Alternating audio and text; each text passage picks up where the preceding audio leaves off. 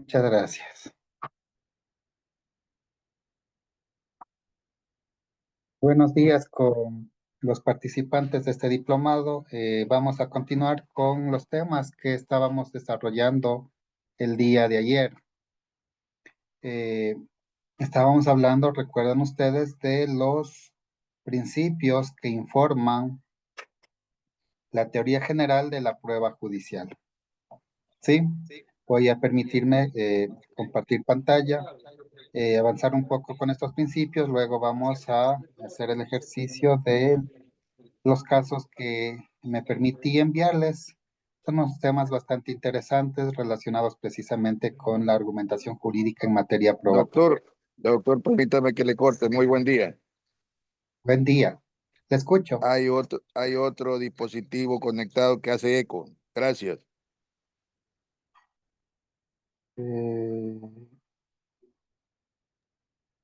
Eh, No, doctor Márquez, todos los dispositivos están apagados, lo único abierto es el doctor Hacho.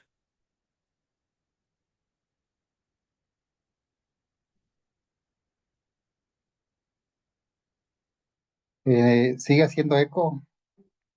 No, doctor, se escucha perfectamente de mi parte. Ya. Bueno, de pronto el compañero tiene abierto dos dispositivos, eso a veces genera el eco. En todo caso, avancemos un poco con los principios. Voy a permitirme también nuevamente compartir pantalla para avanzar.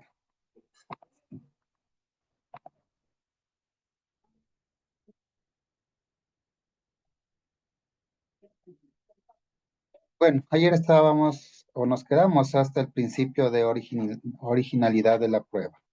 Habíamos dicho que este principio significa que la prueba, en lo posible, debe referirse directamente al hecho por probar, que no siempre es posible obtener la prueba original por excelencia, que es la percepción directa por el juez. Bueno, aquí una pregunta, ¿cuándo podemos hablar de que hay una percepción directa por el juez en una prueba? ¿En qué prueba?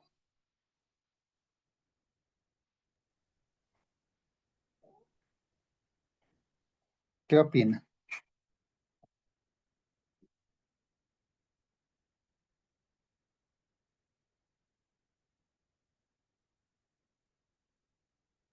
Por ejemplo, en una inspección judicial, ¿verdad?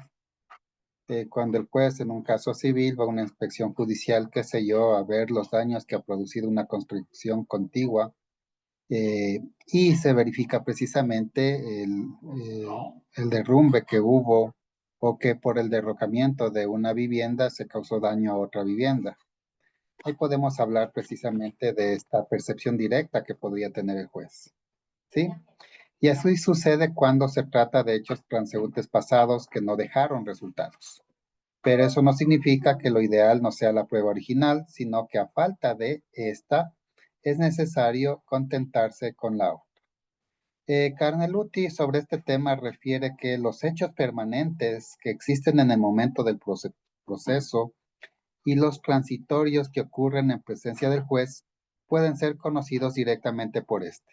Es decir, la prueba original puede ser directa o indirecta, en cambio la no original es siempre indirecta. Aquí hablábamos ayer de este tema bastante interesante relacionado con la prueba directa o indirecta, la prueba periférica, la prueba circunstancial. Eh, Miren, habíamos indicado que en casos como de delincuencia organizada, delitos de carácter sexual y también algunos delitos contra la vida, específicamente se aplica la prueba indirecta, la prueba periférica o circunstancial, ¿sí? En un asesinato, supongamos un ejemplo, en una noche en un sector de Santo Domingo de los Áchilas existe precisamente la agresión a la vida de una persona y el único que vio al agresor fue la víctima. Sin embargo, no hay una prueba directa que infiera que el procesado, el acusado, fue quien ejecutó ese acto. Sin embargo, hay prueba indiciaria, indirecta, circunstancial. ¿Cuál? Por ejemplo, que entre la víctima y el agente, el sujeto activo, quien comete el acto, había ya una especie de amenazas previas. Estas amenazas previas que estaban, qué sé yo, denunciadas, o que había mensajes en el teléfono celular, en una aplicación de teléfono celular donde se establecían estas amenazas. Una prueba indirecta que precisamente al momento de los hechos o a momentos previos al hecho, eh, personas determinadas vieron al agresor por el sector. Otra prueba circunstancial que luego del momento de los hechos, otras personas vieron al agresor en un plan de huida del lugar de los hechos. ¿Sí? Miren, aquí no hay una prueba directa que el agresor fue quien ultimó, quien quitó la vida a la víctima, pero hay esta prueba periférica circunstancial que nos permite inferir precisamente que es la persona que cometió la agresión. ¿Sí? Y así se manejan también los casos muchas veces de asociación ilícita, de delincuencia organizada.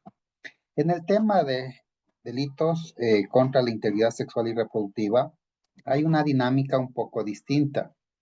Y es en base a los estándares internacionales que ha establecido la Corte Interamericana de Derechos Humanos.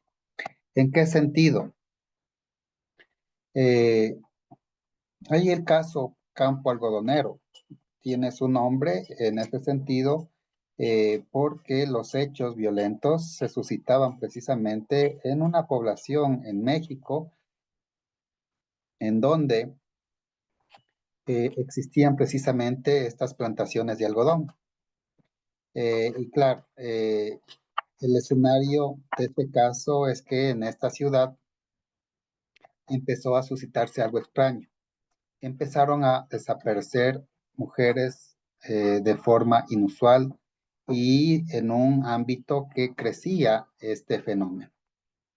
¿Y qué pasaba? Comúnmente, hace años en México, por esta tradición un poco misógena de su cultura, los padres iban a denunciar en la policía. ¿Y cuál era la respuesta de la policía? Que la chica se ha de haber ido con el novio, que se ha de haber volado con el novio. Y no investigaban, había esta omisión, esta pasividad de los agentes estatales. Y en ese sentido, ulteriormente, eh, se verificó que este fenómeno no era aislado. Había ciertos grupos de personas que secuestraban a estas mujeres, las forzaban, las utilizaban, habían agresiones sexuales y luego las mataban. Y sus cuerpos eran lanzados en estos campos de algodón, de plantaciones de algodón. Por eso el caso Campo Algodonero. Es un caso que condenó la CIDH, la Corte Interamericana de Derechos Humanos en contra del Estado de México. En este caso, precisamente, la Corte Interamericana establece ciertas pautas al momento de que los órganos judiciales juzgan delitos de naturaleza sexual, ¿sí? Y precisamente esta sentencia es la que determina con claridad la utilización de la prueba periférica en delitos sexuales y sobre todo eh, el valor importante que se le da al testimonio de una víctima en estos casos, ¿sí? La teoría del testimonio único, ¿sí? ¿Por qué? Porque la mayoría de estas agresiones de carácter sexual son cometidas eh, en la clandestinidad, sin testigos, ¿sí? Y evidentemente, al no existir testigos, eh, no puede existir esta prueba directa. No pueden haber testigos que precisamente den su testimonio e informen sobre estos hechos de carácter sexual. ¿Sí?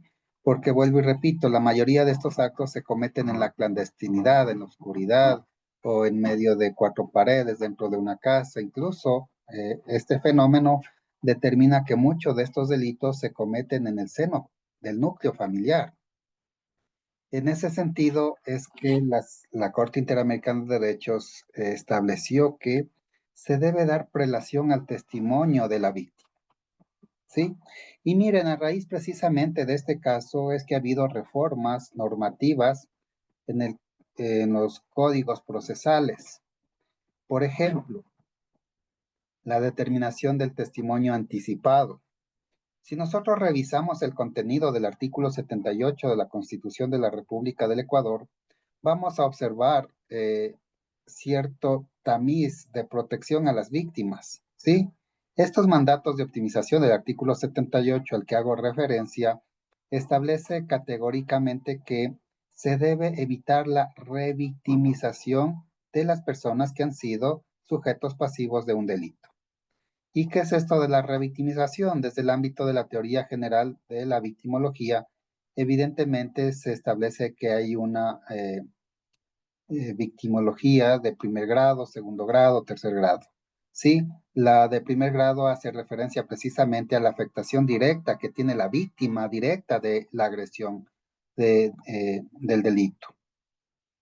En cambio, ya la de segundo grado tiene referencia a que la víctima, pese a este evento traumático que le provocó precisamente la agresión, la afectación al bien jurídico, tiene que estar recordando, recapitulando lo que le sucedió cuando va a denunciar, cuando va a una audiencia de flagrancia, cuando tiene que dar su versión, cuando tiene que ir ante el perito médico legista y obviamente el perito le pregunta qué sucedió y tiene que estar recapitulando y recordando este evento traumático. Cuando va ante la perito psicóloga, igual tiene que estar recapitulando este evento traumático. Cuando se hace el informe de entorno social en el mismo sentido, y luego sentarse ante el tribunal, luego de haber dado la versión, luego de haber comparecido 5 o 6 veces frente a determinadas personas que ejercen su rol dentro de la Administración de Justicia, dentro de Fiscalía o dentro del sistema de atención integral forense, tiene que ir además ante un tribunal a dar su testimonio como víctima. Entonces miren cómo en función de materializar el artículo 78 de la Constitución de la República, se han establecido garantías normativas precisamente para aquello. Y ahí emerge, por ejemplo, el testimonio de la víctima y como política pública judicial, la utilización de la Cámara de Gesell, ¿sí? Para que la víctima no tenga contacto ni con los abogados, ni con el juez, ni con el secretario, ni con el agresor, ¿sí? Ustedes saben cómo es la dinámica de la Cámara de Gesell, ¿sí? Hay una cámara con 2 espacios. En el un espacio está la víctima quien va a dar el testimonio, acompañado de un psicólogo. Y del otro lado, este espacio separado por un vidrio en donde las partes pueden ver a la víctima, pero la víctima no ve a las partes, precisamente para evitar este trauma que puede generarse. Y ahí se desarrolla precisamente el testimonio anticipado en la Cámara de Gesell. Y también existen ahora protocolos de atención inmediata.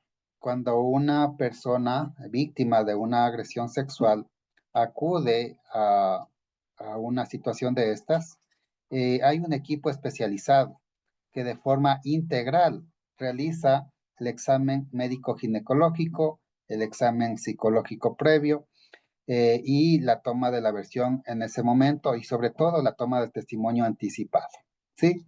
Esto para reducir precisamente la reproducción de actos que pueden generar precisamente esta victimología de segundo grado.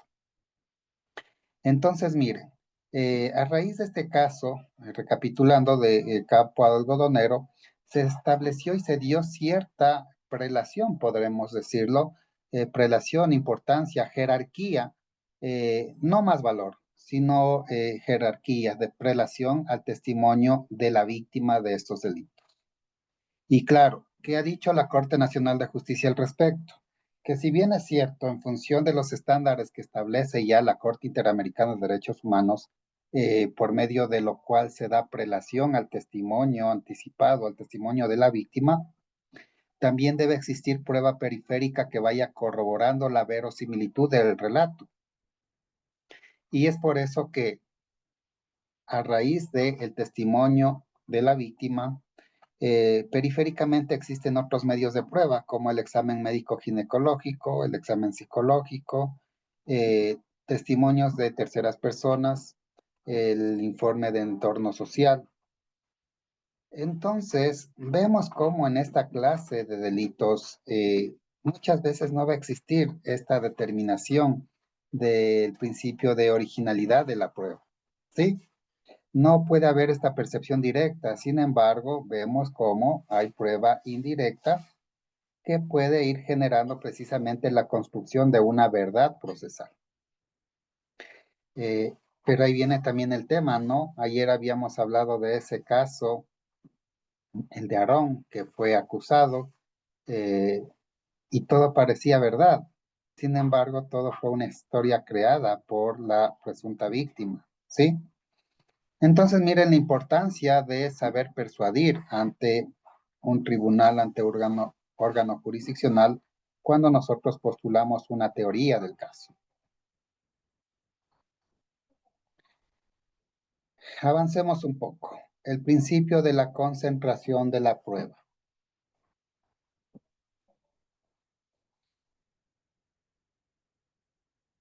Este principio quiere decir que debe procurarse la práctica de la prueba de una vez en una misma etapa del proceso. Ayer les decía que nosotros hemos escogido estos principios precisamente de la obra de Vicechandía. Eh, Actualmente sabemos que el principio de concentración es uno de los pilares fundamentales del sistema procesal vigente, como habíamos analizado en la primera clase. Y miren cómo precisamente este principio de concentración también va eh, estableciéndose o materializándose en todas las fases, en todas las etapas procesales y en todos los aspectos del proceso. En el ámbito de la teoría general de la prueba, vemos también que este principio es de suma importancia, ¿sí? ¿Por qué?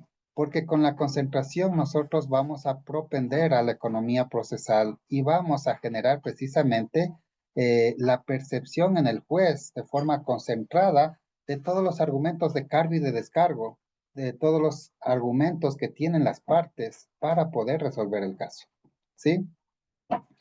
Se dice que este principio justifica o está justificado que se procure la práctica de la prueba en primera instancia, restringiéndola en segunda o cuando no ha sido posible en aquella, o se trate de hechos ocurridos con posterioridad o que fue denegada por el juez injustificadamente y cuando el juez o tribunal la considere útil para la verificación de los hechos. ¿Sí? Claro, el principio es la concentración de la prueba. Y en el régimen procesal del COGEP, por ejemplo, ¿cómo se establece aquello? Se concentra el anuncio de prueba. ¿Cuándo? ¿O en qué momento? La oportunidad para anunciar la totalidad de la prueba es precisamente cuando yo presento mi demanda. La oportunidad para presentar todos los medios de prueba, para anunciar todos los medios de prueba, es cuando yo contesto la demanda. ¿Sí? Esa es la regla general. Sin embargo, de aquello existen ciertas excepciones a aquello. Ejemplo, cuando se postula prueba nueva, cumpliéndose con los requisitos que establece el Código Orgánico General de Procesos o el Código Orgánico Integral Penal. ¿Verdad? Ya. ¿Cuándo más yo concentro el anuncio de prueba? En un caso penal, en la audiencia de evaluación y preparatoria de juicio, en donde yo debo anunciar la totalidad de los medios de prueba que voy a practicar en la etapa de juicio. ¿Sí? Y miren, si bien es cierto, aquí se cumple con la concentración, esto no obsta a que el juez haga un control jurisdiccional precisamente del anuncio de prueba. Esto en relación a que Se debe hacer un control respecto de la legalidad y constitucionalidad de la prueba, ¿sí? De aquello deviene evidentemente la ilegitimidad de la prueba. Y aparte de aquello, en el anuncio y en el control judicial que hace el juez, se debe precisamente considerar los principios de utilidad, conducencia y pertinencia de los medios de prueba que estoy anunciando, ¿sí? Eh, y ven cómo nosotros vamos concentrando, ¿no? Para anunciar la prueba hay un momento procesal.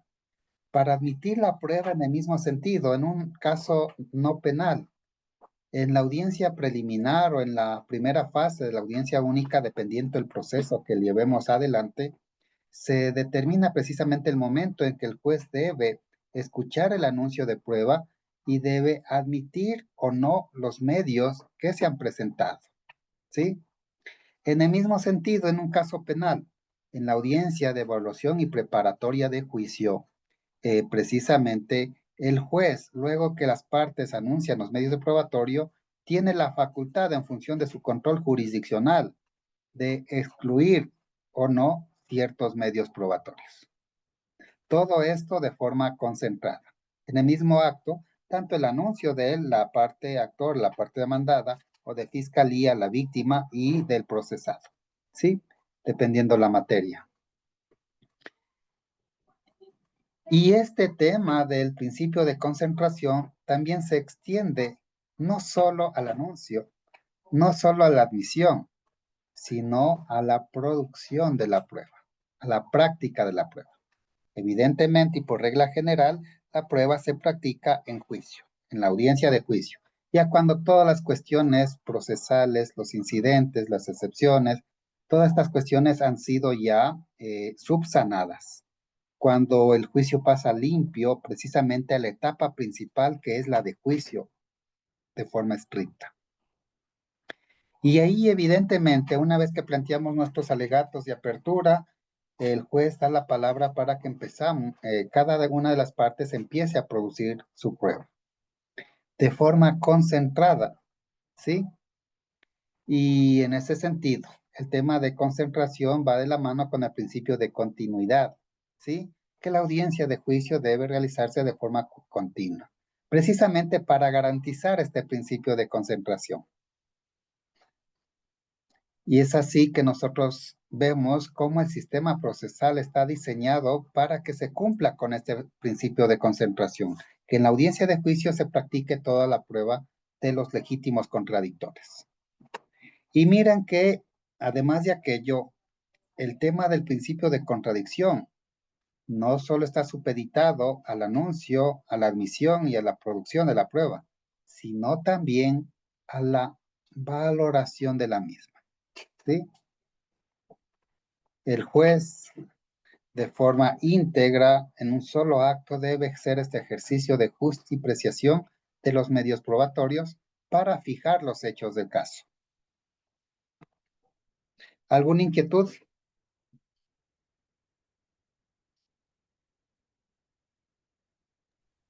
Ninguna. Gracias, doctor. Bueno, gracias. Eh, Avancemos con otro de los principios de la libertad de la prueba. El principio de la libertad de la prueba, ¿sí? Es otro de los principios que rige precisamente el sistema procesal vigente. ¿En qué sentido? Así como tenemos las partes procesales, la libertad para plantear nuestras proposiciones fácticas, ya sea cuando yo presento la demanda en un tema civil, ya sea cuando planteo mi teoría del caso eh, en una audiencia de juicio penal. También el sistema está diseñado para que yo tenga libertad de presentar todos los medios de prueba que considere. Obviamente, respetando el principio de legalidad y legitimidad y formalidad de la prueba que habíamos hablado el día de ayer. ¿Sí? Y estos principios de libertad de la prueba están determinados de forma categórica tanto en el Código Orgánico General de Procesos y en el Código Orgánico Integral Penal. Y claro, en función de este principio de la libertad de la prueba, tomando en cuenta que el juez como tercero imparcial lo único que hace es observar la pelea de las partes procesales en igualdad de armas.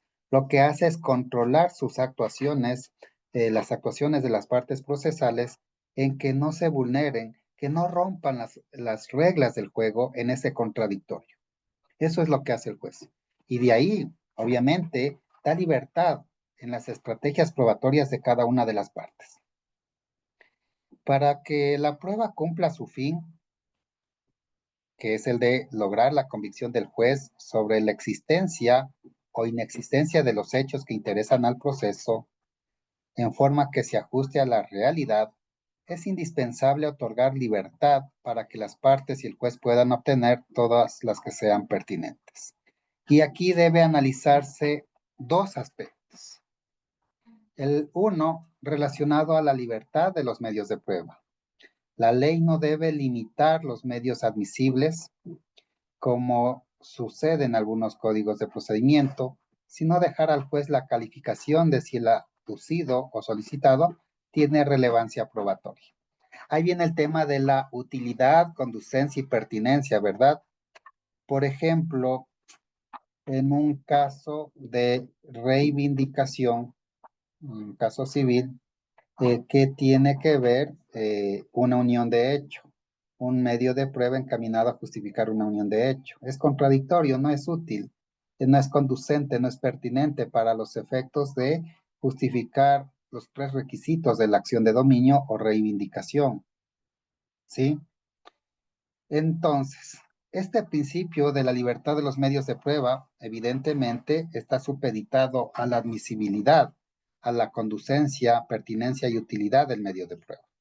Esto en aras de garantizar la celeridad del proceso, ¿sí? Y aquí ocurre en la casuística un tema bastante interesante en nuestro medio, ¿sí? A veces los abogados presentamos medios de prueba, anunciamos medios de prueba, por si acaso, de pronto, con ese medio de prueba me pueda resultar algo útil o de relancina pueden emerger elementos o datos que de pronto me puedan servir al proceso. Pues, dada la estructura del sistema procesal, nosotros debemos diseñar nuestra teoría probatoria encaminada a justificar los hechos que estamos sosteniendo cuando presentamos la demanda o cuando contestamos la misma, ¿sí? Dependiendo, obviamente en el ámbito de la contestación a la demanda hay ciertas reglas que determinan que si la contestación es negativa, se entiende precisamente que la carga de la prueba se traslada a la parte actora que está afirmando los hechos. Entonces, ¿qué es lo importante cuando yo planteo una teoría probatoria? Que esta teoría probatoria me ayude a construir, a fijar los hechos que yo estoy planteando propositivamente en la demanda. Siempre va a ser eso. En el mismo sentido, en un caso penal, la teoría del caso de fiscalía debe estar concatenada con una teoría fáctica, acompañada de una teoría probatoria que precisamente una estos dos aspectos para lograr fijar hechos ciertos dentro del caso. ¿Sí? En torno a la libertad probatoria, el segundo aspecto tiene la libertad, tiene relación con la libertad de objeto.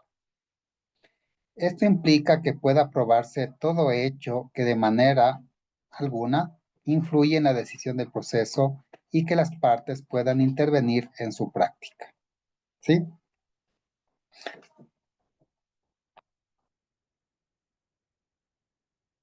Y ahí vienen los principios de pertinencia, idoneidad o conducencia y utilidad de la prueba. Si nosotros revisamos las reglas del Código Orgánico General de Procesos, vemos precisamente que todos los principios de los que estamos hablando están estatuidos como garantías normativas en las reglas del COGEP, sobre todo en aquellas reglas que están inscritas en el capítulo de la prueba. ¿Sí? Hablemos un poco de este principio de pertinencia, idoneidad o conducencia y utilidad de la prueba. Miren, no se puede confundir la pertinencia de la prueba con su valor de convicción, ya que la pertinencia consiste en que haya alguna relación lógica o jurídica entre el medio y el hecho por probar y puede existir a pesar de que su valor de convicción resulte negatorio. ¿Sí? Tampoco puede identificarse la idoneidad del medio con el valor de convicción de éste, pues mientras la primera indica que la ley permite probar con ese medio el hecho que se pretende aplicar, el segundo depende en parte de esa idoneidad. En realidad se trata de dos principios íntimamente relacionados que persiguen un mismo propósito, que la práctica de la prueba no resulte inútil, para lo cual es necesario que el hecho pueda demostrarse legalmente por ese medio y que el contenido de la prueba se relacione con tal hecho.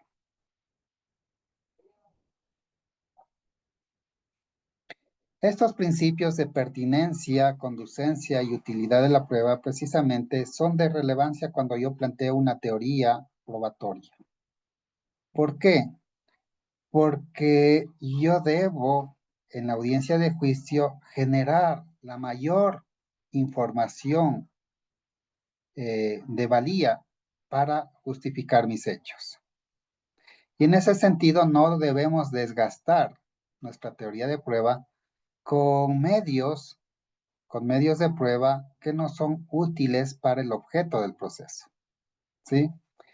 Y claro, la utilidad tiene relación precisamente con la pertinencia, es decir, que el medio tenga relación con el objeto del caso que estamos tratando.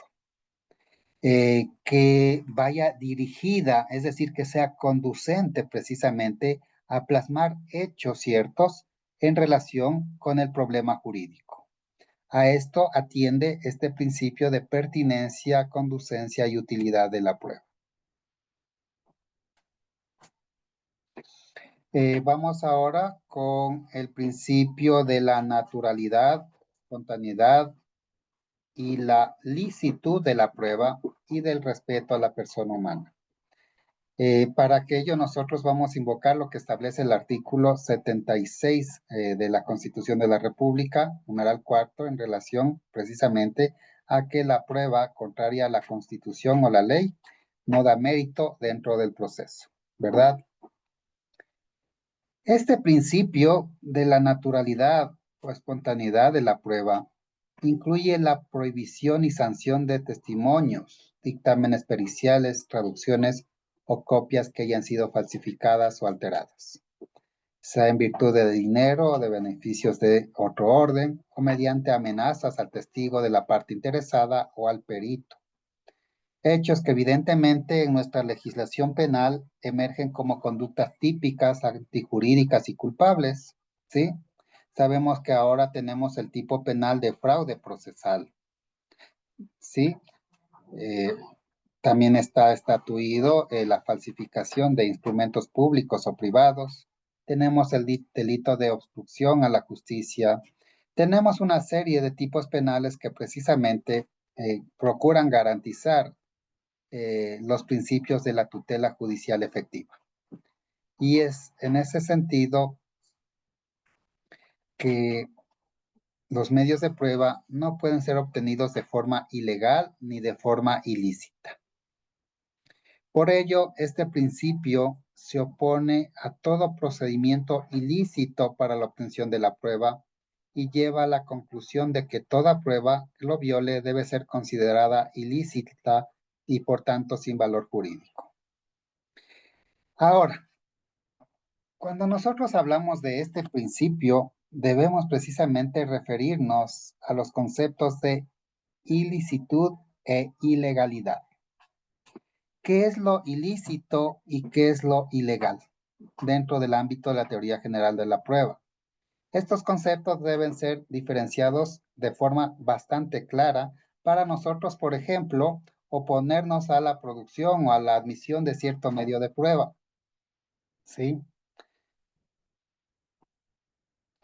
En ese sentido, cuando hablamos de prueba ilegal, consideramos a todo medio de prueba que ha sido anunciado, que ha sido admitido, que ha sido producido o que ha sido vulnerado en infracción de las reglas que generan precisamente la producción de este medio de prueba.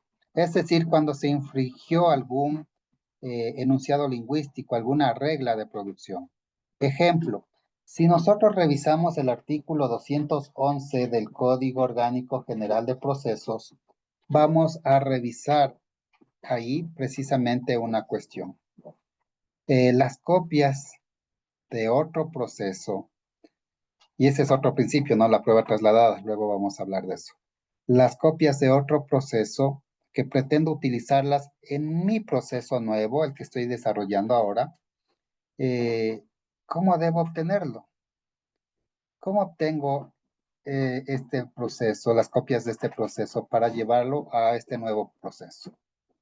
Según el artículo 211 del COGEP, si yo quiero hacer valer documentos certificados de otro proceso para uno nuevo, yo debo obtener esas copias certificadas precisamente a través de una petición al juez para que él, previa notificación a la otra parte, en contra de quién voy a utilizar estos medios documentales, eh,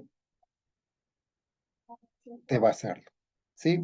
Entonces, debemos notificar. Y una vez con esa notificación, evidentemente ya tengo ese medio y lo ingreso en el juicio nuevo. Pero ¿qué pasa frecuentemente? Que obtenemos este medio de prueba sin esa notificación a la parte contraria, y esto generaría la vulneración del artículo 211 del COGEB, ¿sí? Y eso generaría que este medio de prueba no fue obtenido legalmente, y que si lo fue y fue introducido, se lo hizo en infracción de la norma. Ahí estamos frente a una prueba ilegal. De otro lado, la prueba ilícita tiene relación a que la misma ha sido obtenida mediante situaciones contrarias al ordenamiento jurídico, contrarias a los principios constitucionales. Por ejemplo, la declaración de un procesado que fue precisamente obtenida mediante coacción o violencia física. Esta, evidentemente, es fruto del árbol envenenado, y por eso este medio de prueba no puede precisamente ser validado porque es ilícito. O por ejemplo, una evidencia documental, qué sé yo, un certificado que es falsificado, es contrario a la Constitución, al ordenamiento jurídico, y por tal es ilícito. Miren ahí la diferencia entre lo ilícito y lo ilegal.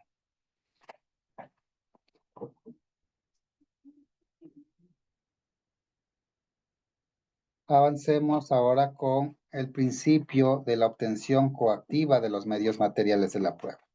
¿Sí? ¿Qué ocurre generalmente, dado que es común en nuestro medio la falta de buena fe y lealtad procesal?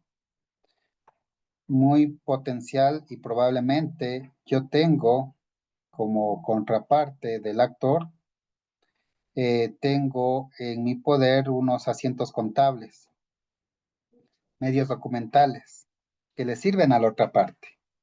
Sin embargo, yo los escondo, no los presento o los mutilo, los escondo y dejo en indefensión a la otra parte. Sí, frente a aquello, precisamente, es que el régimen procesal está diseñado para que las coacciones utilizadas, que consisten generalmente en multas, sean válidas. Incluso es admisible que se recurra a conducir por fuerza al testigo o a la parte ante el funcionario judicial. Por ejemplo, el propio Código Orgánico de la Función Judicial establece como una facultad jurisdiccional ordenar la detención de testigos que no han comparecido. Las reglas del COIB establecen también la detención de personas que no acuden a la audiencia, al llamado del órgano judicial. Pues es un deber prestar colaboración a la justicia. Couture indica que si bien en principio nadie está obligado a facilitar pruebas a su adversario, Esto es muy relativo porque al absolver posiciones o reconocer documentos o exhibirlos puede beneficiarlo a pesar de que no lo desee. Los deberes de lealtad, probidad y verdad exigen que quien tenga documentos o cosas con valor probatorio en una causa esté obligado a exhibirlos aunque su contenido o significado probatorio lo perjudique. ¿Sí? Entonces, miren, este principio de obtención coactiva de los medios materiales de la prueba también está plasmado en las reglas que tenemos, tanto en el Código Orgánico de la Función Judicial, el Código Orgánico General de Procesos y el Código Orgánico Integral Penal. ¿En qué sentido? En el sentido precisamente de que hay garantías normativas. Podemos revisar el artículo 30 del Código Orgánico de la Función Judicial. No sé si alguien nos puede ayudar con la lectura.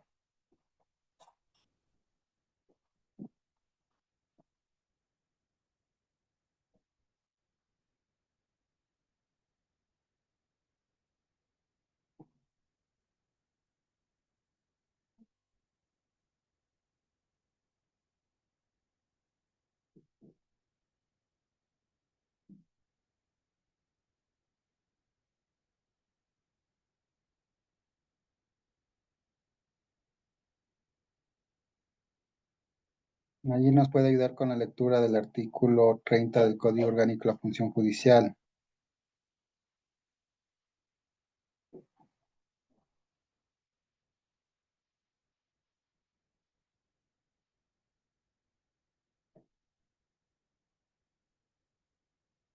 Doctor, el que dice principios de colaboración en función judicial. Por favor. Muy buenos días. Gracias, Lina. Ok, artículo 30. Principios de colaboración con la función judicial.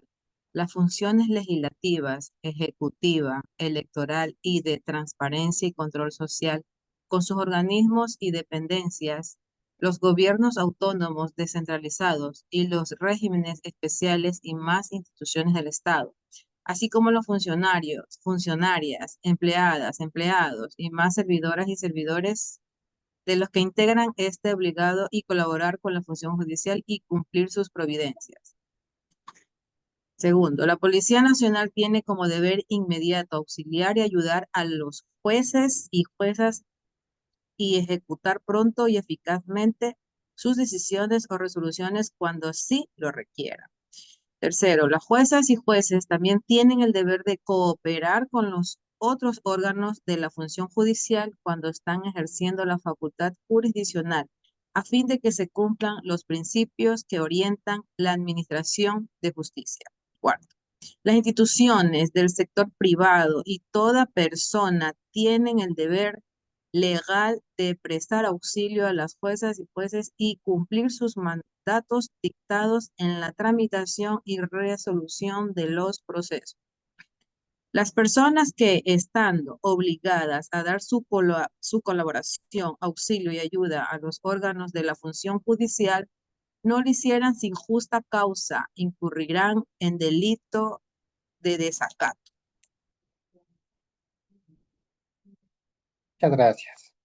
Por favor, si nos puede ayudar con el artículo 132 del Código Orgánico de la Función Judicial igual.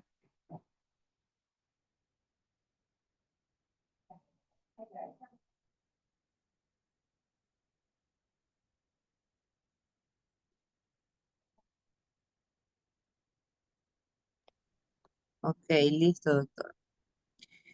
Artículo 132. Facultades coercitivas de las juezas y jueces. En cumplimiento de lo que dispone el artículo 75 de la Constitución de la República, las juezas y jueces pueden, primero, imponer multa compulsiva y progresiva diaria destinada a que la parte o quien corresponda cumpla sus mandatos con arreglo al contenido de su decisión sin perjuicio de las consecuencias legales. Al momento de la resolución de las causas produce la contumacia, ¿verdad es la palabra? Así es. De la parte procesal. La multa será establecida discrecionalmente por el tribunal, jueza o juez dentro de los límites que fija este código, pudiendo ser reajustado o dejada sin efecto si se considera que la desobediencia ha tenido o tiene justificación. Las cantidades serán determinadas considerando la cuantía o naturaleza del asunto y las posibilidades económicas del obligado, de tal manera que signifiquen una efectiva constricción psicológica al cumplimiento de lo dispuesto. Siguiendo estos lineamientos, los jueces podrán imponer multas de entre una quinta parte de una remuneración básica unificada o una remuneración básica unificada diaria, sin que en ningún caso exceda de 25 remuneraciones básicas unificadas. La sanción se aplicará sin perjuicio del cumplimiento del mandato. Y, segundo, remitir los antecedentes a la Fiscalía General si estimare que la resistencia a la orden judicial pueda encuadrar en infracción penal. ¿Ya? Miren cómo existen garantías normativas precisamente que tienen relación con este principio de la obtención coactiva de los medios materiales de prueba. Incluso hay otras reglas dentro de las facultades jurisdiccionales, artículo 130 del Código Orgánico de la Función Judicial, y también más concretamente algunas reglas del Código Orgánico General de Procesos y del COIP, que determinan precisamente esta coacción que puede ejercer el órgano judicial cuando no se cumplen sus mandatos. ¿Esto en aras de qué? De garantizar la tutela judicial efectiva en su segunda esfera. ¿Cuál esfera? La de que el proceso se lleve adelante con el respeto irrestricto al debido proceso. ¿Sí? ¿Se acuerdan que hablábamos de las tres esferas de la tutela judicial efectiva? ¿Cuáles eran estas? La primera, presentar mi demanda, presentar mi denuncia, ¿no? El acceder al sistema de justicia. La segunda, que mi caso concreto sea tramitado cumpliéndose irrestrictamente el debido proceso. Y la tercera, que tiene relación con que lo decidido por los jueces sea ejecutado. Esas son las tres esferas de la tutela judicial efectiva que refiere en su desarrollo jurisprudencial la Corte Constitucional. Está claro este principio de obtención coactiva de los medios de prueba, ¿verdad? ¿Alguna inquietud? Claro. Sí, está claro, mi doctor, gracias.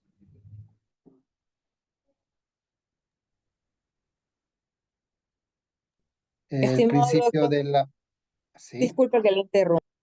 no se ¿Será que usted preocupe. me puede repetir el último paso de la tutela efectiva, Ah, claro.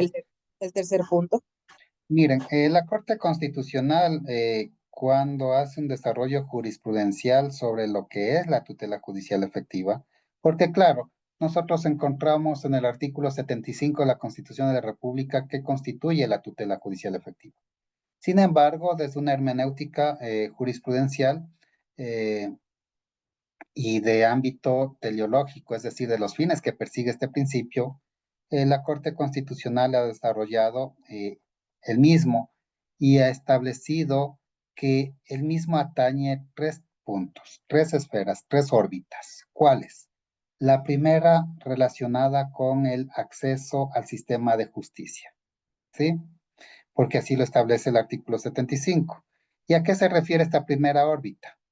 Esta primera órbita tiene relación a que nosotros tenemos el derecho para presentar nuestras acciones, nuestras demandas, de cualquier materia que sea, o también para presentar una denuncia cuando somos víctimas de una infracción, de una contravención o un delito.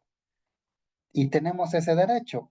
Y ese derecho precisamente es la primera órbita de la tutela judicial, cuál es el acceso al sistema de justicia.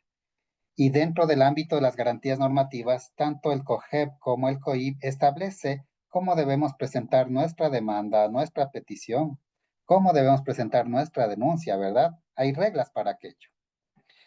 Esto desde el ámbito de las garantías normativas, desde el enfoque de las garantías constitucionales.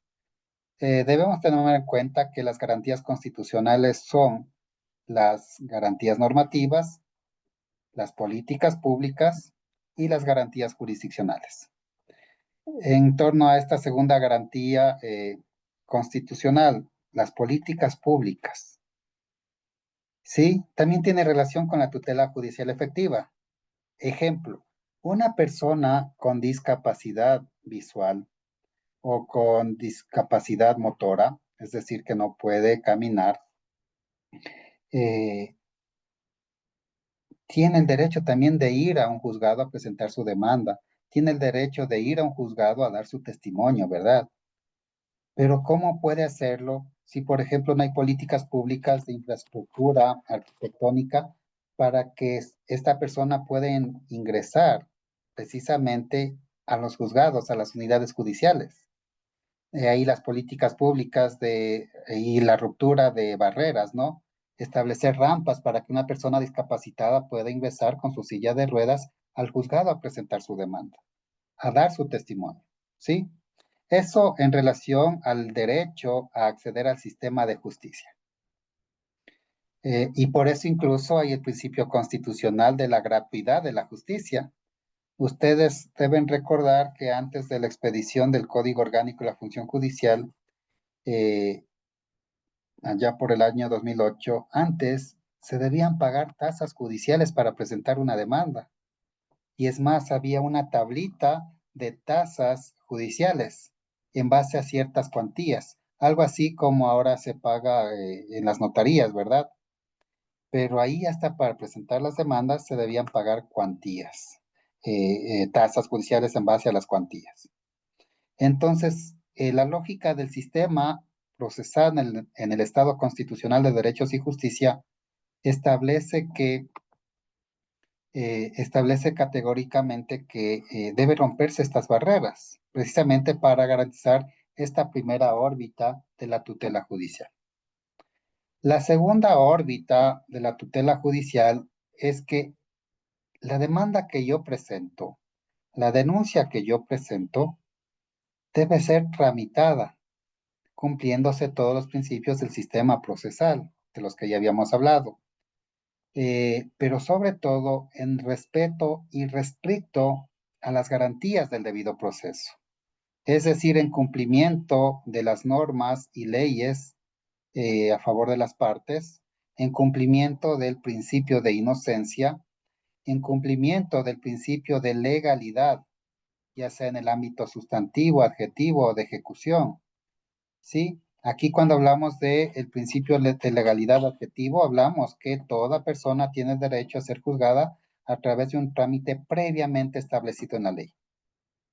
El derecho de legalidad sustantivo, que ninguna persona puede ser sancionada por conductas o hechos que al momento de ser cometidas no hayan estado tipificadas como infracción, ya sea penal, administrativa o de otra naturaleza. ¿Sí? Sí, y miren cómo vamos con el debido proceso, ¿no? El principio de respeto de las normas y aplicación de las normas, el derecho de inocencia, el principio de legalidad, el principio de licitud y legalidad de la prueba, el principio de proporcionalidad, el derecho de defensa en todas sus esferas, el derecho al juez competente, el no reformatio impejus, todos estos principios que están en el artículo 76 de la Constitución de la República. Entonces tenemos ese derecho, ¿no? Que mi caso, mi demanda, mi denuncia sea tramitada conforme el debido proceso, hasta llegar a una sentencia, independientemente del resultado. Ahora, la tercera esfera a la que usted hace referencia y respecto a la cual tiene la inquietud, tiene relación a que, si bien ya tuve o se hizo efectivo mi derecho de acceder al sistema de justicia, si bien es cierto, mi proceso se guió a través, o se tramitó a través de un debido proceso, si ya tenemos una sentencia ejecutoriada, que ya es cosa juzgada, no puede ser que esta letra de la sentencia quede como un mero enunciado lingüístico, como letra muerta, que no se ejecute, que sea de difícil ejecución. No, ahí viene el tercer ámbito o la tercera esfera de la tutela judicial. ¿Cuál es esta esfera? Precisamente a que tenemos el derecho a que lo resuelto por los jueces sea ejecutado. Y para materializar este derecho a que lo resuelto sea ejecutado, es decir, se cumpla, también existen garantías normativas. ¿Y cuáles son estas garantías normativas? En el Código Orgánico General de Procesos tenemos el procedimiento de ejecución, ¿verdad? Procedimiento de ejecución que tiene relación, por ejemplo, con la emisión del auto de pago, con con las medidas coercitivas que se aplican ya en la fase de ejecución, con la ejecución ya de las medidas de ejecución, con la determinación taxativa de cuáles son los títulos de ejecución, ¿sí? Igual en materia penal, tenemos todo un sistema, incluso el libro tercero del Código Orgánico Integral Penal determina categóricamente el sistema de ejecución penal, cómo debe cumplirse la pena, cómo debe cumplirse también la reparación integral, ¿sí? Entonces, aquello atañe este derecho, esta tercera órbita relacionada con que se cumpla lo resuelto por los jueces, ¿sí? Si no hubiera esta tercera esfera, no tendría razón de ser la existencia de la función judicial. Evidentemente, hay que fortalecer este sistema de ejecución porque vemos muchas veces que lo resuelto no se puede cumplir o es de difícil cumplimiento. Sin embargo, existen garantías normativas plausibles que coadyuvan precisamente a que se ejecute lo que el juez ordenó. ¿Sí? De pronto ustedes me digan, pero doctor, yo ya en un juicio ejecutivo me dieron la razón en sentencia, dispusieron que el demandado pague, no me paga, no ha tenido bienes, entonces no se ejecuta. Miren cómo hay instituciones jurídicas como la insolvencia, por ejemplo, la muerte civil del deudor. Entonces vemos cómo si hay garantías normativas precisamente para que se logre ejecutar lo que se juzgó en su momento. No sé si con eso respondo su inquietud. Sí, estimado, muchísimas gracias, está claro. Bueno, vamos con el principio de la inmaculación de la prueba. Aquí es un poquito medio arcaico esta enunciación de inmaculación. Davis Echandía lo refiere de esa forma y tiene su razón de ser. Ya lo vamos a analizar. Este principio indica que por obvias razones de economía procesal debe procurarse que los medios allegados al proceso estén libres de vicios intrínsecos y extrínsecos que los hagan ineficaces o nulos. La falta de pertinencia e idoneidad no configura vicio alguno, ¿sí? Sino eficacia probatoria, porque el medio puede ser recibido con todos los requisitos para su validez, no obstante la ausencia de relación con el hecho o la prohibición legal de probarlo con él. Ahora vamos con el principio de la evaluación o apreciación de la prueba. La prueba debe ser objeto de valoración en cuanto a su mérito para llevar la convicción al juez sobre los hechos que interesan al proceso. La suerte de la justicia depende del acierto o del error en la apreciación de la prueba en la mayoría de casos. Y ahí viene el tema, ¿no? ¿Quién, o más bien, cuál es el sistema de valoración probatoria que está vigente en nuestra estructura procesal? Para dar respuesta a aquello, nosotros debemos remontarnos a los antecedentes históricos de los sistemas de valoración probatoria. Primeramente, había un sistema de tasación probatoria. Incluso si nosotros nos remontamos hasta un ámbito religioso y abrimos la Biblia, vamos a encontrar en Deuteronomio cómo existen ya reglas de cómo debe darse o probarse un hecho. Por ejemplo, ahí se señala que para probar un hecho por lo menos se necesitan 2 testigos, ¿sí? Y este es el sistema de la prueba tasada. Es decir, la ley establecía cómo debía valorarse, justipreciarse la prueba, ¿sí? Y esto generaba hasta cierto punto un ámbito de injusticia, porque ¿qué sacamos presentando 3 testigos y cumpliendo la regla de que con 3 testigos se da por cierto un hecho?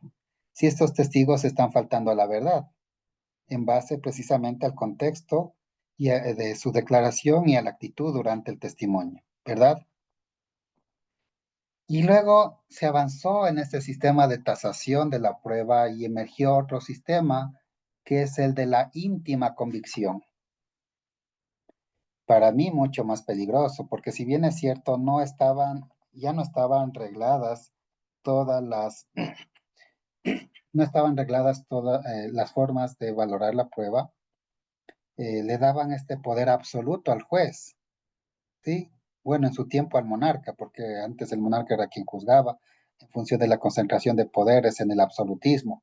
Sin embargo, acá se le daba esta potestad al juez de justipreciar la prueba en base a lo que piensa interiormente el juez.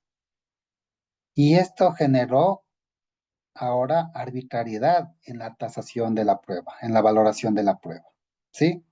Si bien es cierto, el primer sistema era demasiado anticuado, estricto, muy vertical, porque yo no podía salirme de las reglas que me permitían la valoración de las pruebas. La íntima convicción se fue al otro extremo, a dar extrema discrecionalidad al juez. Y en virtud de aquello, luego asomó el tercer sistema que en materias no penales está vigente en nuestro país. ¿Sí? ¿Cuál es este sistema? El sistema de la sana crítica. ¿Y qué es esto de la sana crítica? Sí, cuando hablamos de sana, hablamos de algo que no está enfermo, ¿no?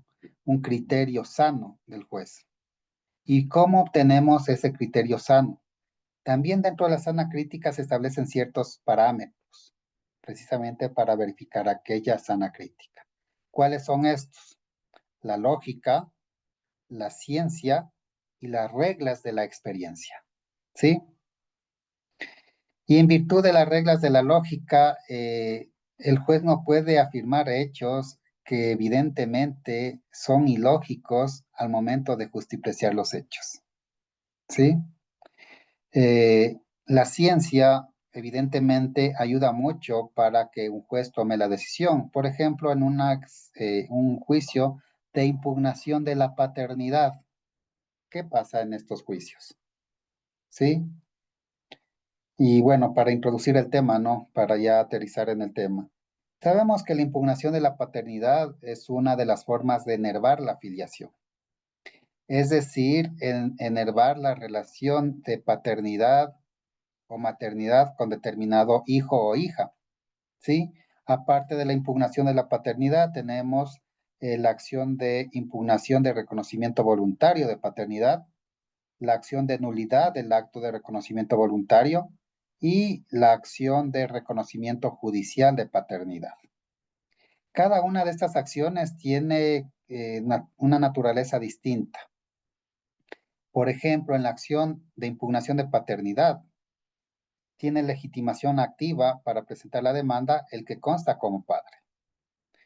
Esta acción tiene relación con hijos nacidos dentro del matrimonio.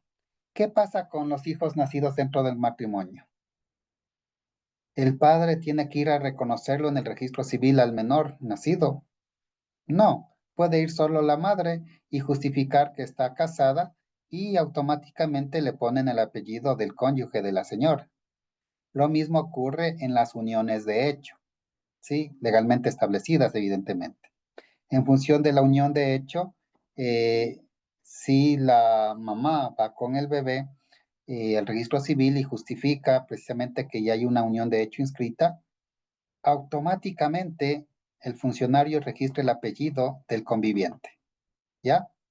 Entonces no es necesario ningún consentimiento del padre para darle el apellido de él al niño, ¿verdad? Porque hay esta presunción legal de que el hijo nacido dentro del matrimonio, unión de hecho, es del cónyuge o del conviviente, ¿sí? Respectivamente. Y en ese sentido, ¿qué pasa si después el que consta como padre, es decir, el cónyuge o el conviviente, se entera de que el menor no es su hijo? En la acción de impugnación de paternidad, la ley otorga legitimación al que consta como padre para que pueda presentar la demanda. Aquí se discute la verdad biológica, ¿sí? En las otras acciones que referíamos no se discute la verdad biológica. En la impugnación de reconocimiento voluntario o en la acción de nulidad del acto de reconocimiento voluntario. Ahí no se discute la verdad biológica y el ADN no me sirve. Acá en la impugnación de paternidad sí me sirve el ADN. Entonces, si ya planteé como teoría fáctica de que me he enterado de que el menor que lleva mi apellido no es mi hijo y que nació dentro del matrimonio que tengo con mi cónyuge, si justifico aquello y digo que de la prueba de ADN que he realizado preliminarmente se establece que no hay un parentesco, eh, no hay compatibilidad genética, evidentemente que la prueba de ADN me va a servir. Y miren, obviamente, si el juez verifica que el niño nació dentro del matrimonio, verifica con el ADN que no hay compatibilidad biológica de los genes. Vemos que su decisión va a ser el de aceptar la demanda, ¿verdad? Y para justipreciar la prueba, ¿de qué se valió el juez? De la ciencia, el examen de ADN. ¿Sí? Entonces ahí viene, ¿no? La lógica, la ciencia y las reglas de la experiencia. ¿Sí? Las reglas de la experiencia también son uno de los parámetros que integran la sana crítica. Ahora bien, la sana crítica está establecida en el artículo 164 del COGEP. No sé si alguien puede leer este artículo.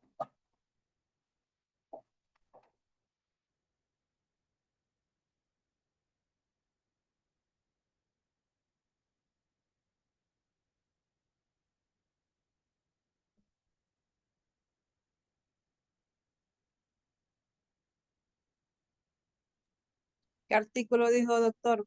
164 del COGEP.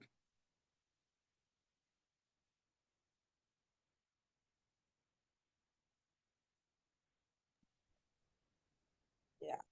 Valoración de la prueba, artículo 164. Para que las pruebas sean apreciadas por la o el juzgador, deberán solicitarse, practicarse e incorporarse dentro de los términos señalados en este código. La prueba deberá ser apreciada en conjunto, de acuerdo con las reglas de la sana crítica, dejando a salvo las solemnidades prescritas en la ley sustantiva para la existencia o validez de ciertos actos. El juzgador tendrá obligación de expresar en su resolución la valoración de todas las pruebas que le hayan servido para justificar su decisión. Gracias, Lina. Miren, está estatuido ya en la garantía normativa que se leyó el principio, perdón, el sistema de la sana crítica. Ahora bien, si nosotros revisamos el Código Orgánico General de Procesos, Código Orgánico Integral Penal, vemos que no está esta determinación taxativa. Existe otra determinación, ¿ya? Pero en términos generales, el principio de evaluación o apreciación de la prueba tiene relación precisamente con la sana crítica que se ha adoptado como el sistema más apto para la valoración, ¿sí? Si nosotros revisamos el Código Civil en el título, en el libro cuarto de las obligaciones y de los contratos, vamos a revisar cómo hay un título de las pruebas de las obligaciones. Y ahí vamos a ver cómo hay ciertas reglas de prueba tasada. Todavía existen algunas pruebas, reglas de prueba tasada, ¿sí? Por ejemplo, que una obligación de más de $80 debe ser justificada con documentos y no mediante prueba testimonial. ¿Sí? Entonces miren cómo vivimos en un ámbito de simbiosis de los sistemas de valoración probatoria. Pero el último y el que está vigente en la estructura no penal es el de la sana crítica.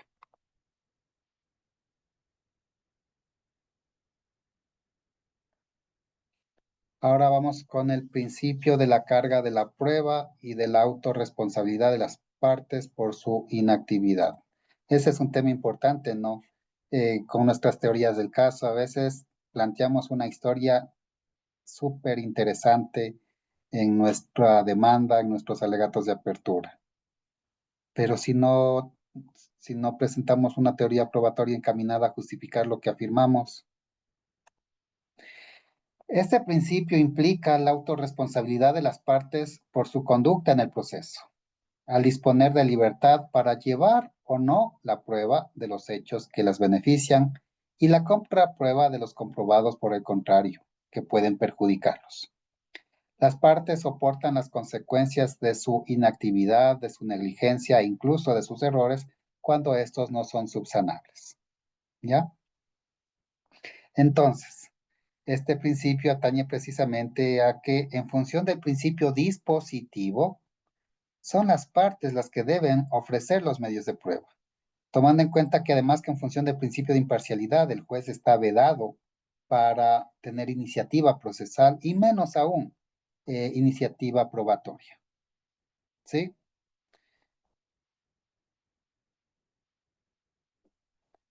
Vamos ahora con el principio de la oralidad en la práctica de la prueba. Volvemos a la primera clase, ¿no? Uno de los principios que rige el sistema procesal es la oralidad, y más aún en la práctica de la prueba. La oralidad es lo ideal en la práctica de la prueba, sin que esto excluya la aportación de documentos ni el dejar actas escritas de los testimonios, declaraciones de las partes y exposiciones de peritos. Sí, la oralidad, incluso con los medios documentales. ¿Por qué? Porque cuando yo anuncio un medio documental y este fue admitido en la audiencia de juicio, yo debo identificar el documento y dar lectura del contenido del mismo, de la parte que yo necesito justificar como prueba. ¿Sí? Y aquí existen errores cuando se postulan estas pruebas y cuando se practican estas pruebas. ¿Qué pasa? Únicamente nos limitamos a indicar que es tal documento, pero no damos lectura de la parte pertinente. Y muchas veces la contraparte deja pasar por alto esta omisión, cuando esto sería objeto precisamente para que ustedes verifiquen o impugnen esta cuestión para que se excluya de la valoración este error que cometió la otra parte. ¿Sí? Evidentemente, el sistema oral favorece la inmediación, la contradicción y la mayor eficacia de la prueba. Ahora, ya vamos con otro principio, el de la no disponibilidad e irrenunciabilidad de la prueba. Este principio significa que no le corresponde a la parte ningún derecho a resolver una prueba que interese a los fines del proceso. Debe ser o no aducida, sino que el juez dispone de poderes y medios para llevarla al proceso. Igualmente significa que una vez solicitada la práctica de una prueba por una de las partes, carece precisamente de facultad de renunciar a su práctica si el juez la estima útil y que si fue ya practicada o presentada, no puede renunciar a ella para que deje de ser considerado por el juez. Y ahí viene el tema, ¿no? Volvemos nuevamente a lo anterior. La importancia de la teoría probatoria en correspondencia con la teoría fáctica, ¿sí? Porque si yo por bien hacer o por si acaso o para obtener alguna utilidad, alguna información que pueda salir de cierto testimonio, de cierto documento, lo presenté por no tener una estrategia adecuada desde el inicio y resulta que ese medio de prueba me está perjudicando, pero ya lo practiqué. No puedo decir, señor juez, yo retiro esta prueba cuando ya fue practicada, más aún cuando ya practicada la prueba, esta ya no pertenece a la parte, sino pertenece al proceso en función de su función y utilidad, ¿sí? ¿Se acuerdan de este principio que hablábamos precisamente ayer? El principio de unidad de la prueba, el principio de comunidad de la prueba. Si ya fue practicada la prueba, pese a que me perjudique la que yo mismo presenté, yo ya no puedo retirarla, ya no me pertenece, pertenece al proceso.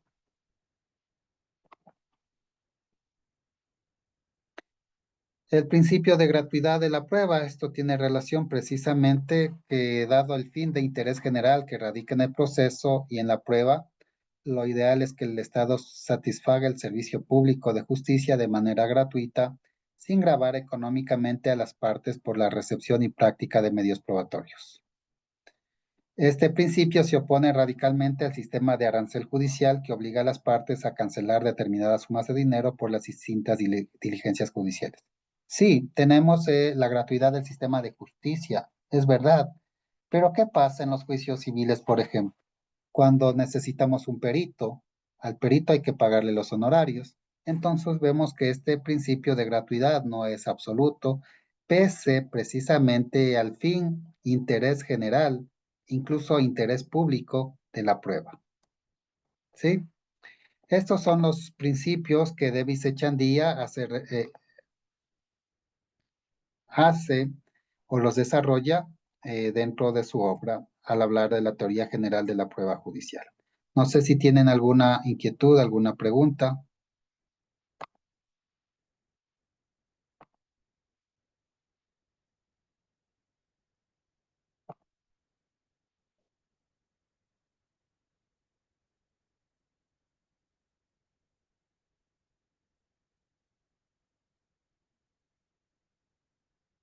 ¿No hay ninguna inquietud?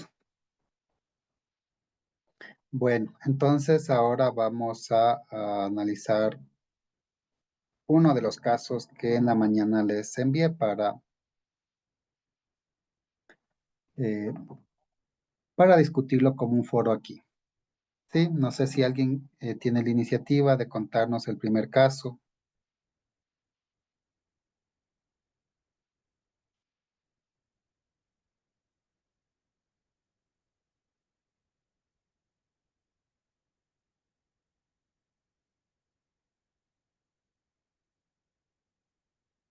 Lina, Jorge,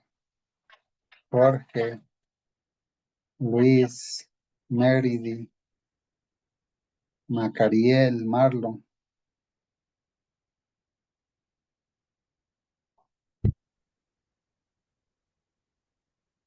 Doctor, ¿cómo está? Buenos días. Hola, Diego, buen día. ¿Qué opinas del caso? Ya, el primer caso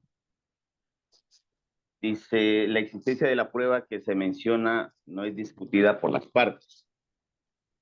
María de Galeazzi tiene 3 hijos, Diego de 44 años, Luis de 30 y Pablo de 18.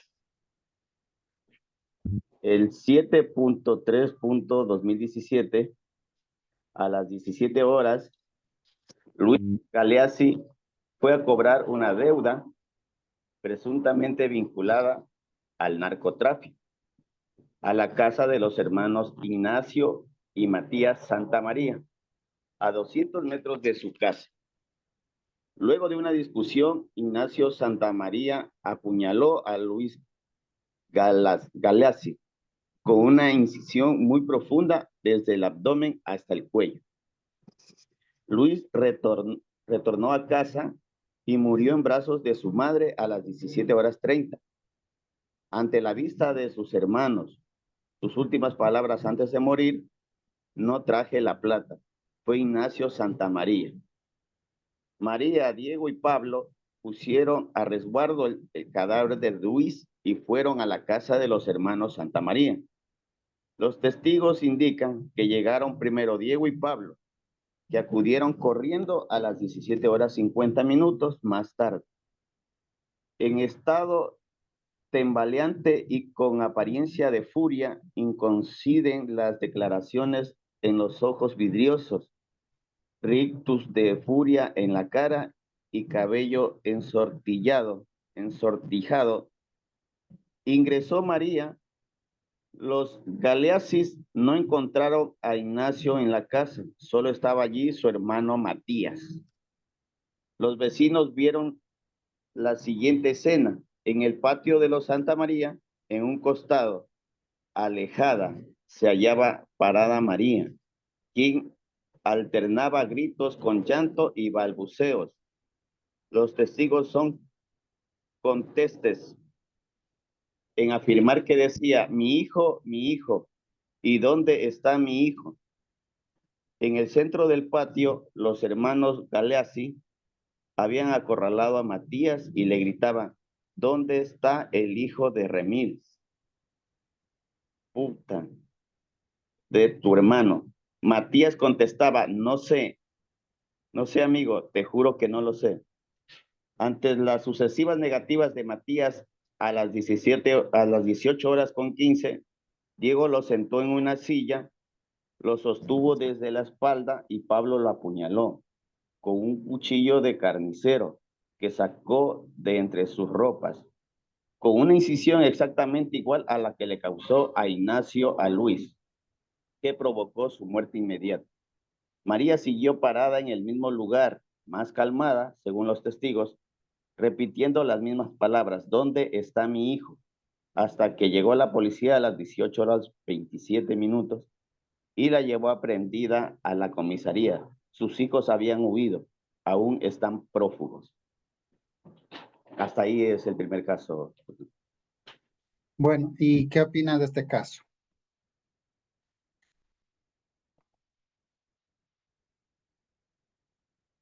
Porque aquí ¿cuál era la consigna de este caso? Verificar si existen elementos de convicción suficientes o indicios vehementes para sostener que la imputada sea probablemente autora o partícipe penalmente responsable del hecho, ¿sí? Es decir, verificar el estándar de cautela, si hay peligros procesales, y ustedes tenían que explicar y argumentar. ¿Qué opinan de este caso? Por ejemplo, si Fiscalía va a una formulación de cargos y pide prisión preventiva, como defensor, ¿qué diríamos? ¿O cuál sería la postura? ¿Hay elementos de convicción o no, dado los hechos que constan en el ejemplo, para que se pueda aplicar una prisión preventiva y de pronto decir que tiene participación María en el homicidio que se produjo?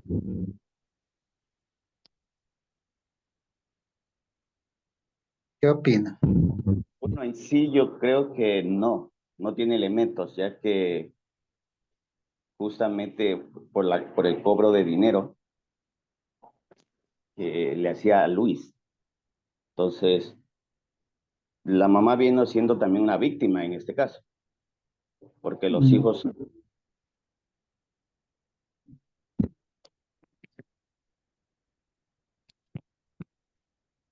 Sí, en realidad. Sin embargo, Fiscalía, miren lo que dice Fiscalía. Fiscalía pide prisión preventiva para María como coautora. Sostiene que su presencia allí significó un aval moral para sus hijos, especialmente para Pablo, quien tenía corta edad y fue quien manejó el cuchillo. También argumenta que los tres fueron juntos, por lo que hubo un plan criminal implícito al llevar el cuchillo. El motivo, sostiene, fue claramente la venganza.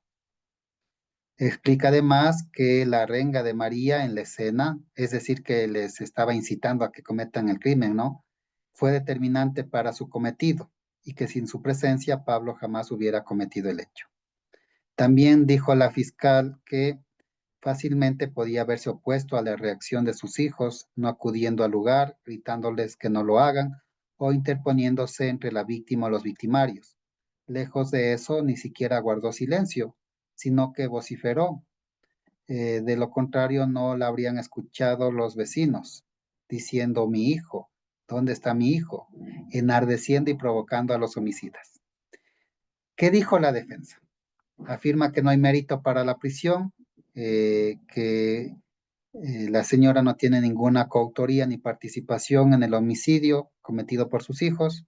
Siempre estuvo en un estado de shock, angustia y ansiedad. Siguió mecánicamente a sus hijos. Entonces miren cómo precisamente los mismos hechos pueden ser interpretados de diversa forma, ¿verdad? Y ahí viene el tema. Esta interpretación que genero yo internamente en mi fuero interno es la que debo expresar argumentadamente al juzgador. Y ahí viene un tema importante de la argumentación jurídica de la litigación oral.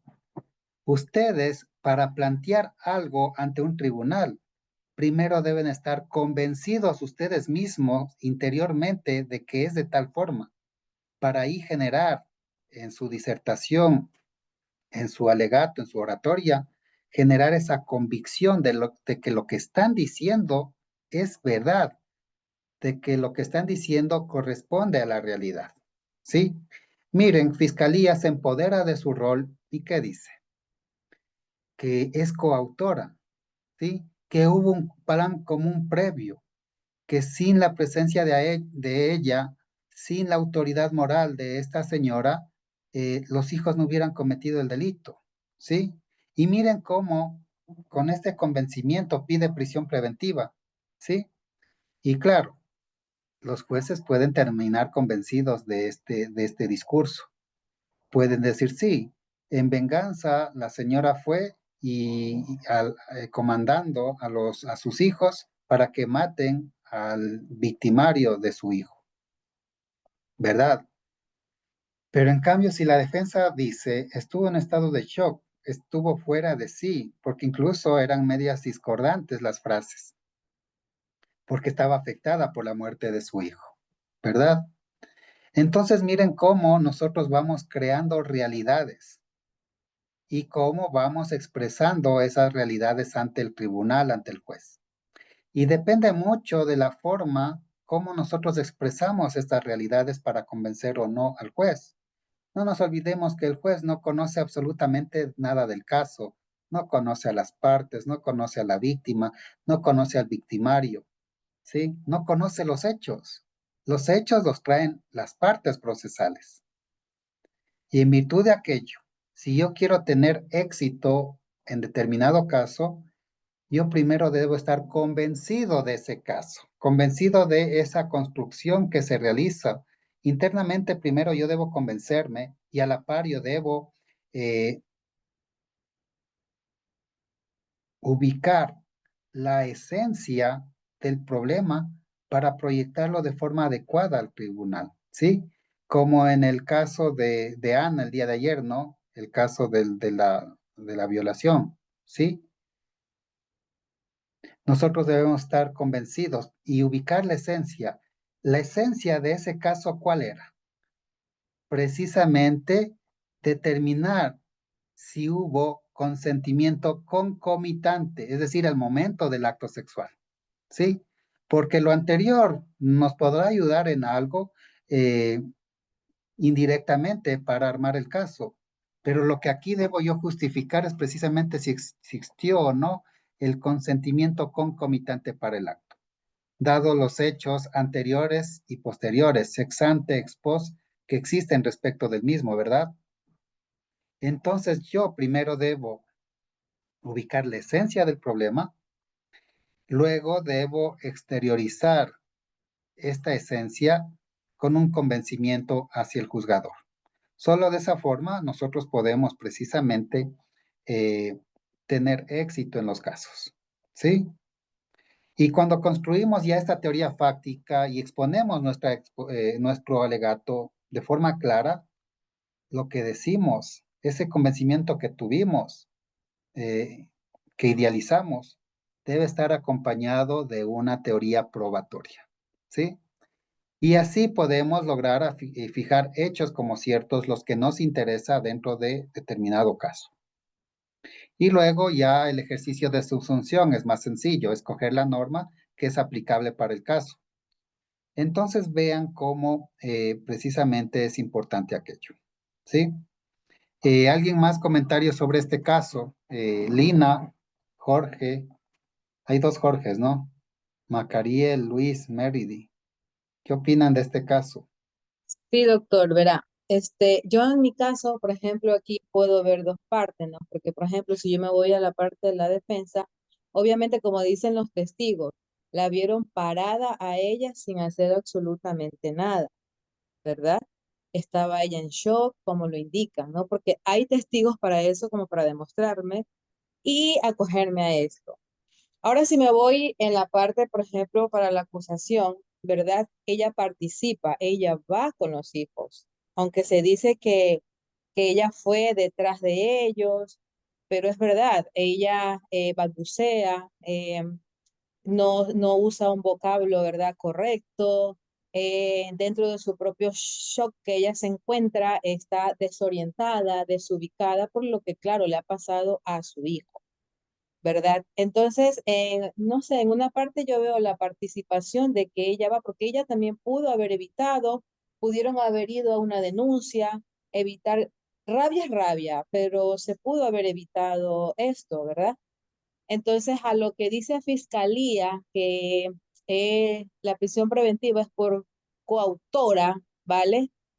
Como la manera de, como le encuentran, a la manera de que le hace el autor fuga y claro, queda ella, en la cual pudieron haber evitado. Yo veo casi esas dos fases ahí en la esta, pero es como usted dice, esto es demostrarle al juez, ¿verdad? En este caso, de que no existen los indicios para que a ella la tengan en una prisión preventiva, porque como usted dice, no se la el juez desconoce el caso, el juez no tiene conocimiento de nada, no sabe lo que ha pasado. Entonces ahí es cuando entramos nosotros, como decir, en la acción para demostrar lo contrario, en este caso, el principio de contradicción con lo de fiscalía. Ya, muy interesante. ¿Alguien más?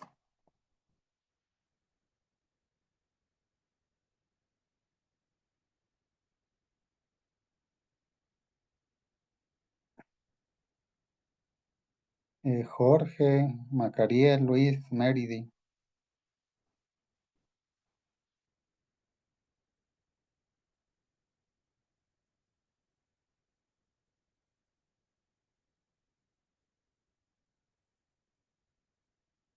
No se animan a hablar del caso.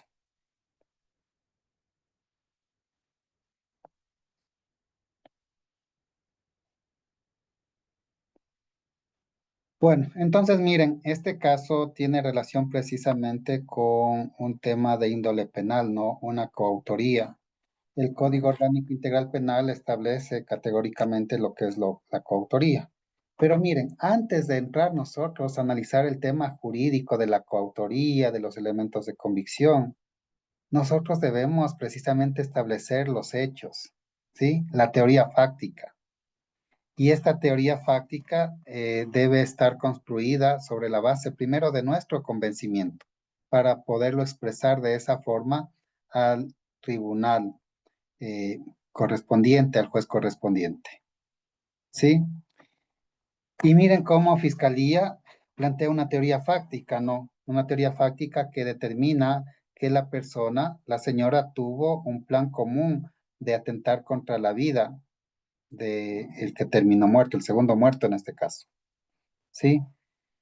Pero miren cómo no hay correspondencia con los hechos. Por ejemplo, cuando Fiscalía pide prisión, sosteniendo que su sola presencia allí significó un aval moral para sus hijos. El hecho de que una persona esté presente en determinado lugar objetivamente no es determinante para que en virtud de aquello se haya cometido o no una infracción. ¿Sí? Menos aún que esta situación haya influido en un menor de edad, que fue quien manejó el cuchillo. Argumenta que los tres fueron juntos y que por eso había un plan común, un plan criminal. Cuando de los hechos dados por ciertos determinan que la mamá llegó un momento después, eh, gritando, diciendo, mi hijo, ¿dónde está mi hijo? ¿Verdad? Entonces, ¿cómo se justifica el plan común? Evidentemente no está justificado el plan común. No está justificado el plan común porque frente a la inmediatez del hecho, los hermanos salieron en contra del agresor, pero la mamá no. Entonces, ¿cómo puede determinarse un plan común para cometer el hecho? ¿Sí?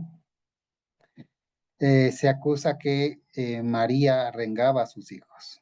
No fue así. El estado de shock hacía que determine o emita ciertas voces como mi hijo, ¿dónde está mi hijo? Única y exclusivamente. Y esto en lo absoluto puede constituirse como una arenga para cometer el delito. ¿Sí? Y dice que la madre podía fácilmente oponerse al acto de sus hijos, pero no tomamos en cuenta el momento en que se en que se suscitó este tema. La señora estaba bajo shock en virtud de lo que le había pasado a su hijo. Entonces no habían elementos de coautoría, entonces no habían elementos para emitir una prisión preventiva. Y claro, ahí viene el tema, ¿no? La persuasión con la que manejamos nuestro discurso ante el juez. Recuerdo, ya esto ya en la vida real, un caso real, les cuento cuando era juez de flagrancia, acá en Quito, en el sur de la ciudad, por el sector de Guamaní, es una zona un poco de las denominadas rojas. Dos amigos, el uno con un vehículo, es más, el vehículo lo había adquirido recién, es más, para festejar la adquisición del vehículo, se reunió con su amigo, fueron a una fiesta, salieron de la fiesta, querían seguir festejando, fueron a buscar bebidas en una de esas licorerías que atienden las 24 horas y han estado de embriaguez y por miedo a conducir en ese estado de embriaguez, se orillan en una calle y se ponen a descansar en la madrugada por esa zona que es media peligrosa. ¿Qué pasa? Llegan una banda de delincuentes, les hacen despertar, les ponen en la parte de atrás del carro y los llevan a una zona despoblada. Eran unos potreros que había por ahí, ¿sí? Y curiosamente el carro se apaga. Se había agotado la batería porque el dueño dejó las luces encendidas. Y justo cuando ya estaban desvalijando el carro, desvalijando las pertenencias de estas dos personas, esta banda criminal, también querían llevarse el carro. Pero el carro no se prendía. Y esta banda criminal pensaba que el dueño puso algún seguro a propósito para que no se prenda el carro. Y empiezan a golpearle, golpearle y le generan una hemorragia nasal a la persona que luego fue víctima, ¿sí? Y también le golpean, pero menos al compañero, porque él no era el dueño del carro. Les desvalijan los documentos, las billeteras, los bienes que tenían y les dejan golpeados y no pudieron llevarse el carro. ¿Sí? Es más, a la que fue víctima le pusieron al volante para que ya prenda el carro. El otro señor, como estaba en estado de embriaguez, y como era falso de que puso algún seguro, sino más bien era la batería, no podía hacer nada. Y le golpean y le causaron la hemorragia. Sí, y golpes fuertes. Y resulta que producto de la hemorragia y el estado de embriaguez, esta persona se ahoga con su hemorragia. ¿Sí? Y fallece. Y estaba amaneciendo, ya amaneció tipo 6 de la mañana, 7 de la mañana, empiezan las personas a pasar por el sector, por el lugar, y ven a dos personas ahí, ensangrentadas. Llaman a la policía, verifican que el dueño del automotor había fallecido y al lado estaba el otro compañero, también medio ensangrentado, y lo detienen a él en situación de flagrancia. ¿Sí? Y lo llevan a la audiencia de flagrancia, dentro de las 24 horas, le hacen la autopsia médico-legal a la víctima, se determina que tuvo hemorragia, producto de traumas, golpes que le habían provocado, y curiosamente Fiscalía pide la audiencia de flagrancia, y en la audiencia de flagrancia pide la calificación de flagrancia. ¿Sí? Y ahí viene la importancia de la argumentación que debía hacer la defensa del detenido, que era otra víctima.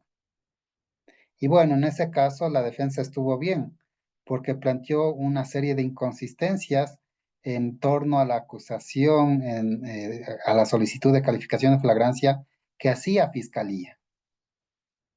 ¿Sí? Al final del día me tocó resolver y yo me he convencido de lo que dijo el abogado y en buena hora le hizo hablar al detenido, al aprendido, y explicó los temas que a mí me generaron ese convencimiento. Y yo no califiqué la flagrancia, dispuse que eso continúe en investigación previa. Pero miren cómo la elocuencia, cómo el convencimiento del abogado, el argumento, su discurso es muy importante, porque si hubiera ido un abogado que simplemente, y como en muchos casos pasa, ¿no? Cuando hablan de flagrancia y se les da la palabra para que se pronuncien, dicen que no tienen nada que alegar. Cuando es importante en ese momento determinar si hubo el cumplimiento de la ley Miranda, si se respetaron derechos constitucionales, si no hubo una vulneración a la integridad personal y sobre todo si es que hay elementos de un presunto delito en situación de flagrancia. Y miren la argumentación aquí de la parte dijo que no habían elementos. Hizo el relato que fue concatenado con lo que habló el detenido, el aprendido en la audiencia, que fue muy coherente.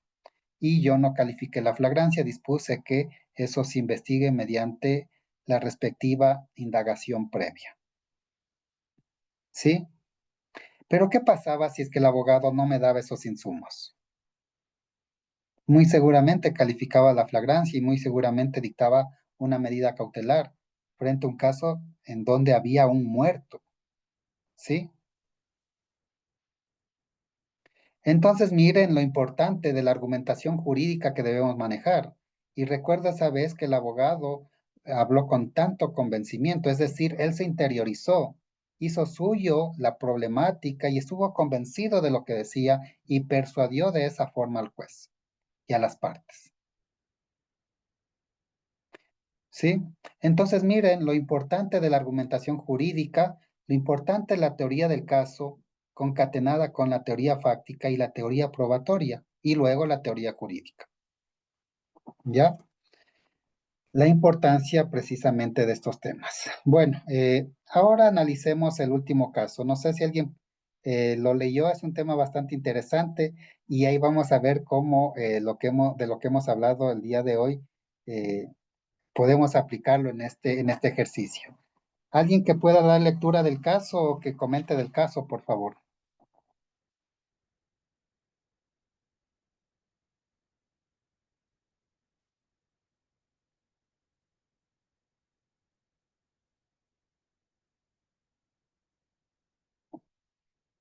¿Quién se anima? Sí, doctor, disculpe, pues Claro, le escuchamos, Lina. Gracias, muy bien. es que estoy en el teléfono porque estoy en el trabajo y a la vez en su clase, que es muy interesante desde anoche. A ver, Gracias. la verdad que este caso es muy interesante porque estamos hablando de responsabilidades de ambas partes. ¿Por qué? Porque se supone que están en una cancha de deportes, ¿verdad? En la cual puede ser mallada o no puede ser mallada, pero aquí no lo dice.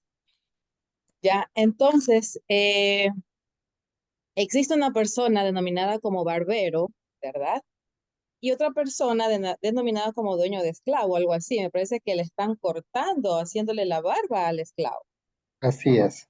Ya, entonces, desde mi visión o no, creo que la responsabilidad en este acto esta es sí del barbero, porque se Ya. supone de que él, ¿verdad? Sabe que primero para hacer esto debidamente su local, ahí no lo va a molestar nadie, en la cual también puede haber otro accidente doméstico, algo de electricidad puede pasar. Pero en este caso estando en una cancha en la cual es un balón en la que no lo pueden controlar porque es manipulado por una persona, ¿verdad?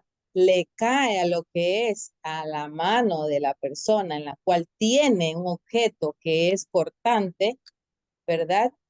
Pasa un accidente en la cual bajo la responsabilidad, digamos, de la otra persona, en la cual acepta, acepta hacerle la barba a esta persona y bajo ese accidente, esa fuerza en la cual es lanzada el balón que no se puede controlar, la garganta del esclavo es cortada, en este caso, digamos, degollada. ¿sí? Ujú. Digamos por la aceptación de esto. Porque a final de cuentas el otro señor que es el dueño del esclavo, él dirá, no, córtale y hazle la barba y ya, lo mismo lo hizo sí por ayudarle, el otro por tenerlo bien o parte de higiene, pero sin mirar la situación, ¿no? Pero también pudo Ya. haber sido de que él no, o sea, no tendría por qué haberle hecho el corte en esas condiciones. En estas condiciones, me creo que la responsabilidad, porque es quien lo hace, quien lo va a desarrollar, en este caso es el barbero, sabiendo de, digamos, las posibilidades en accidente o evitar el riesgo. Es sumamente interesante esto porque me parece que fuese de ambas partes, pero en sí el del hecho en la aceptación, mm, creo que me voy al barbero, estimado doctor. Igual Ya. con su explicación y visión, a lo mejor es más clara, ¿no? Pero bueno, en eso. Gracias, gracias, Lina. ¿Alguien más?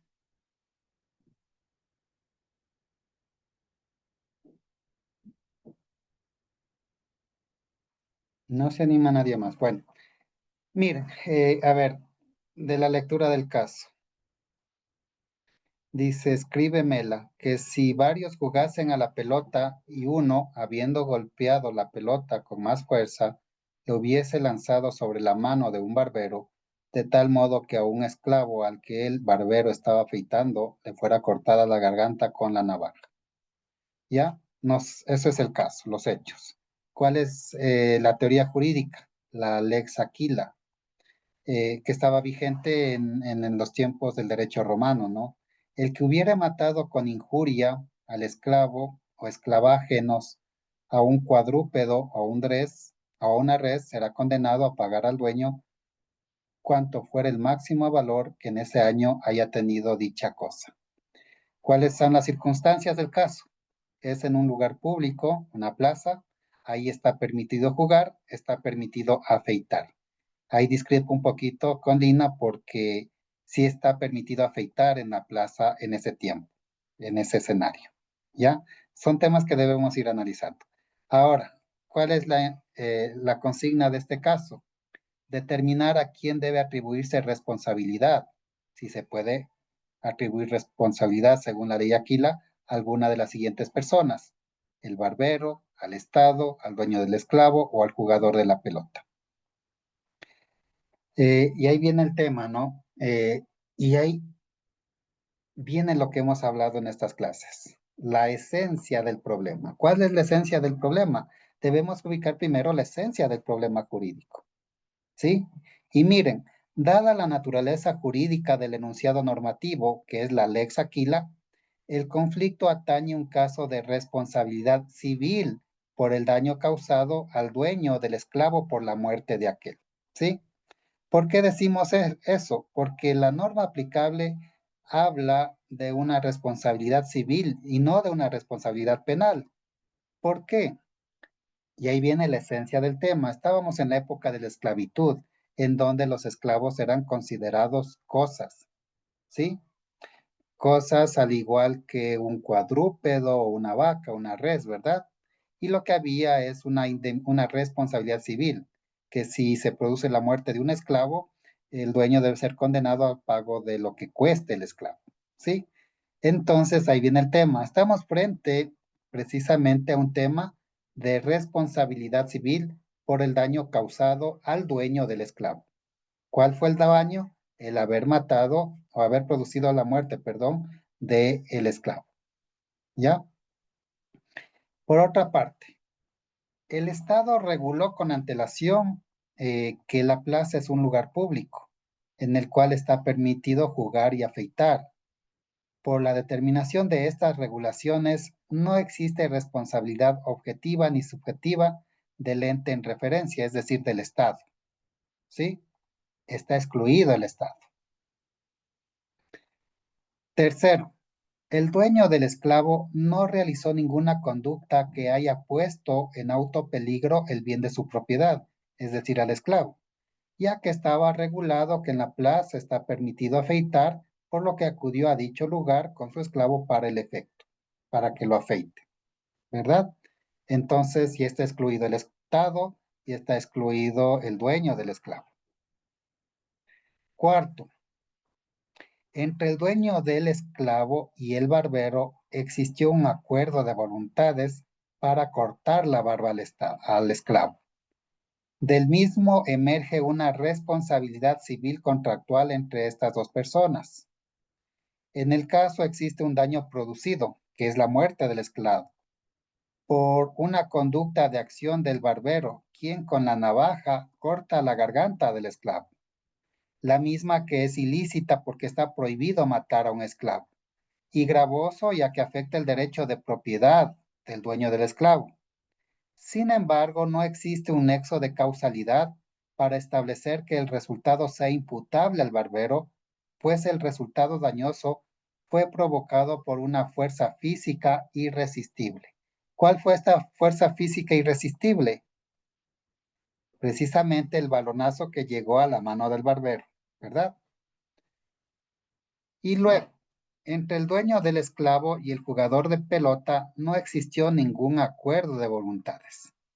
Sin embargo, la conducta de acción culposa del jugador generó un daño, muerte del esclavo, por lo cual emerge una responsabilidad civil extracontractual atribuible al jugador de pelota por haber lanzado más fuerte el instrumento de juego, lo que genera el nexo causal, ya que el resultado dañoso e ilícito se produjo por la conducta del jugador.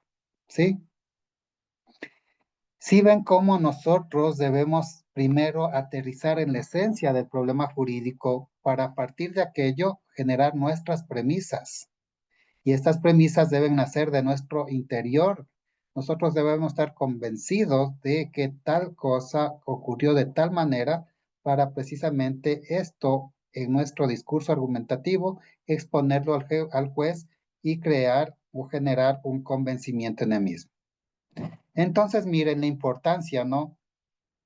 La importancia de los principios que rigen el sistema procesal vigente en el Estado constitucional de derechos y justicia.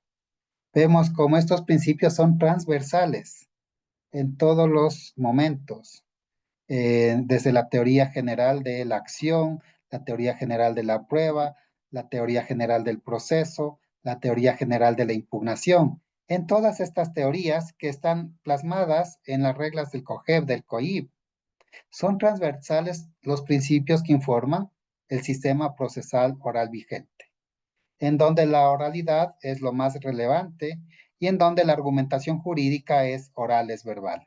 Por eso nosotros necesitamos oratoria forense, ¿sí? Debemos aprender a persuadir a los interlocutores, incluidos los jueces. Vemos cómo desde el ámbito de la teoría general de la prueba judicial, estos principios que informan el sistema procesal vigente, al ser transversales, están en cada uno, inmiscuidos en cada uno de los principios que informan la teoría general de la prueba judicial. Y vemos cómo en nuestra argumentación jurídica, en base a los casos que hemos analizado, es importante saber construir la verdad procesal. ¿Por qué? Porque el juez no conoce los hechos, desconoce totalmente. Y nosotros, las partes procesales, somos quienes vamos generando y construyendo y fijando los hechos. Y para aquello debemos tener una estrategia de litigio desde el primer momento. ¿Y cuál es esta estrategia de litigio? Tener una teoría fáctica bien clara y persuasiva. Segundo, tener una teoría probatoria que vaya justificando cada uno de los enunciados de mi teoría fáctica. Y luego, escoger una teoría jurídica, subsumir los hechos que voy a lograr fijar en el proceso a una norma jurídica. Solo de esa forma nosotros podemos tener éxito en los casos, con una teoría del caso que integren estos tres elementos, que sean coherentes, congruentes, comprensibles y atinentes, ¿sí? De esa forma nosotros podemos avanzar de mejora cuando defendemos precisamente los casos que son puestos a nuestra consideración. En ese sentido, con eso ya iríamos concluyendo este módulo. Yo agradezco a todos quienes han participado en el mismo, a la invitación que me hizo Naula Corp, el doctor Cristian Moore, el doctor Manuel Huartán, para poder participar en este evento académico. Son importantes estos foros académicos. Yo les felicito a cada uno de ustedes porque dejando de compartir con sus familias, muchas veces, a veces dejando de lado un poco el trabajo, se dan tiempo para asistir a estos diplomados, a estos foros académicos, y si nosotros hemos podido sentar ciertas bases o compartir ciertos conocimientos, yo me siento satisfecho por lo mismo, ¿sí? Espero que en el futuro volverles a ver. Sigan adelante. Muchas gracias por todo. Muchísimas gracias, doctor Hacho, por acompañarnos en estos 3 días de ponencia. Bien, estimados participantes, esto sería todo por esta semana. Nos vemos el día jueves con un próximo ponente. Agradecerle al doctor Hacho por acompañarnos en esta ocasión. Muchísimas gracias, doctor. Ustedes, muchas gracias. Gracias, Alguien está saludos. alzando la mano ahí. Muchas Estimada gracias, Padilla, doctor. tiene el uso de la palabra. ¿Qué nos quiere decir? Sí, estimado profesor, estimado docente, estimado maestro, sería lo correcto. Doctor Hacho, muchísimas gracias a usted, a los señores de Naula Corp y a todos los compañeros que hemos estado que estamos en este diplomado. Estimado maestro, mil gracias por todos sus conocimientos que los vamos a poner en práctica. Hemos aprendido muchísimo. Que Dios les bendiga. Mil gracias. A usted, buen día, muchas gracias. Muchísimas gracias. Saludos. Hasta la próxima semana.